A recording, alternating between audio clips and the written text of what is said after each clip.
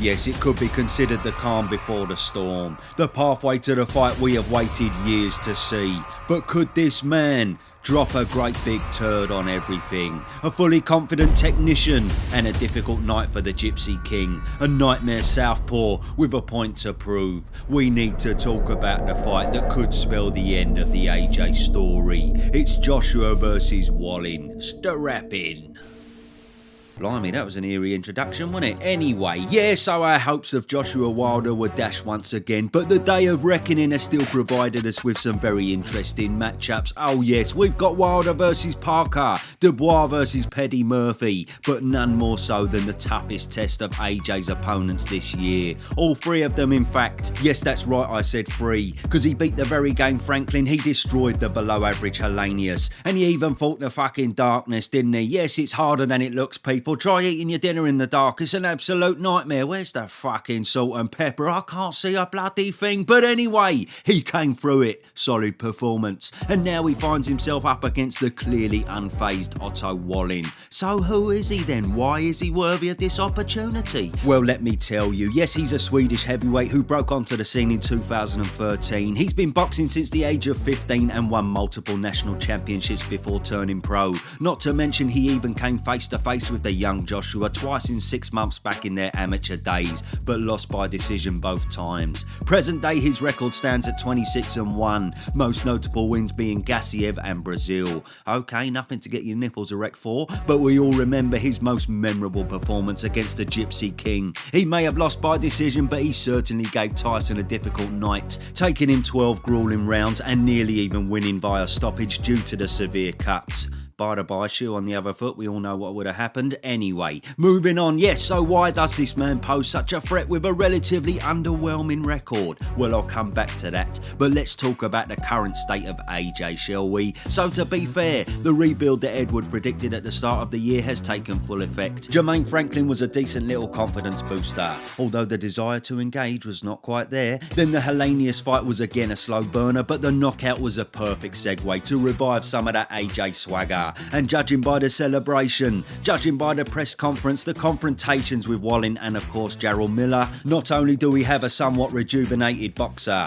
but we also have a different mindset. Oh yes, so he used to be the sort of nice guy in the sport back in the day, didn't he? He was all like, oh hello mate, stay humble. Oh Klitschko, you know how good you are. No, you're pretty good AJ. No, you're miles better than me, Klitsch. Yeah, well I've got a USB stick here. God, that's a nice USB, Vlad. Yeah, but I'm sure you got a nice USB as well. Yeah, but your USB's much better than mine.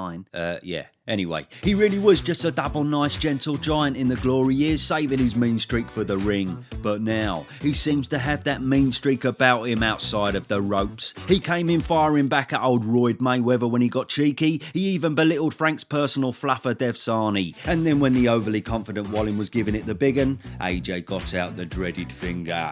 Oh yes, it's a no more Mr. Nice Guy mentality and instead the look of a man with bad intentions. It will be interesting to see if this translates to inside the ring. However, another change in the world of AJ is the trainer situation once again. With Ben Davidson replacing Derek James, we must ask the question, is this a good move? Now I know Edward says it was difficult to get out to the US to begin camp, what with Derek focusing on Ryan Garcia and the short amount of time before the fight night, and this does seem credible. But no matter what way you swing it, with AJ's rebuild taking shape and guided along by Derek all year, it surely can't help but cause some confusion, training under a different mentor all of a sudden, a different regime and new methods. AJ with Ben, AJ needs to make sure he's with somebody that's going to bring something to him that's going to enhance him. And Ben might be a good coach in 5-10 years time, but right now I wouldn't give him the keys to the kingdom because the only person that's going to benefit is Ben. Yes, having said all that, I must say that Ben does bring experience through training Fury for Wallin back in 2019, and he has been hailed for his mental preparation with fighters, something that AJ may be able to benefit from. So we shall shall have to wait and see how this plays out. But now, what can we expect from the fight then? Well, just before we get into it, let me introduce my fellow gentlemen to a game-changing product. Embrace your masculine heritage with Salient Superfood Blend Athanase. Yes, this absolute beauty is specially formulated for men to support male health and improve these double important factors. It consists of 16 ultra-powerful superfoods full of essential vitamins and minerals that research suggests supports men's well-being in a multitude of ways, such as increasing energy, reducing stress and anxiety, enhancing sexual health and increasing testosterone levels naturally. Yes, there he is. Plus many more benefits, of course, that you can learn all about by checking out the website. It's in the description below, plus it's a blinding Christmas present, so get in quick. Use my code in the description for a cheeky discount as well. You'll bloody love it. Now then, back to the vid. So what's gonna go down then? Well, as mentioned, Wallin is coming in very confident, and he's got a bit of size about him as well, only half an inch smaller than AJ, however trailing 4 inches in reach. He pulled off a decent win against Gassiev out in Turkey. Thank you, Double Turkey, for putting on this fight. And yes, knowing he can handle 12 rounds with the Gypsy King, he may actually see Joshua as no more or even less of a threat. Hence the cocky demeanour. I mean, just have a look how he's talking. Fury is a total different fighter than Joshua, and he can do a lot of things that Joshua can't. I think that he feels more vulnerable now. He knows that he can get beat, and he cares so much about what people think of him and how he looks when he fights. So for some reason, he has lost that seek and destroy style a little bit.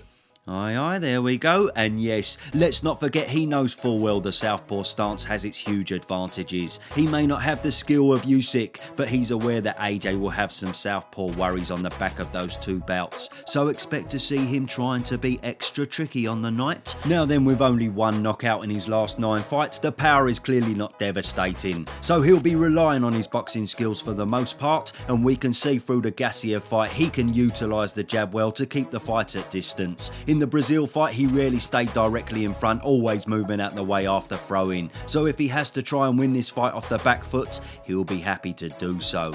But one thing that goes under the radar is this man's heart. He's got a big set of firm balls combined with a decent chin, and he's also not afraid to make the fight dirty. For instance, he was constantly pressing on Fury's cut in the clinches. He just doesn't give a monkeys. So altogether, this could add up to a much more awkward fight than expected for AJ. But let's not forget, there are some flaws there as well. Going the distance with Sokolowski recently, going the distance with a washed up Brezeale. It doesn't exactly scream world beater, does it? And Brezeale was coming off that Wilder loss. I mean, he couldn't have been 100%. He must have had to sellotape his fucking head back on. Bloody hell, imagine taking that punch. I think I'd rather spend a decade locked in a room with that Nella Rose.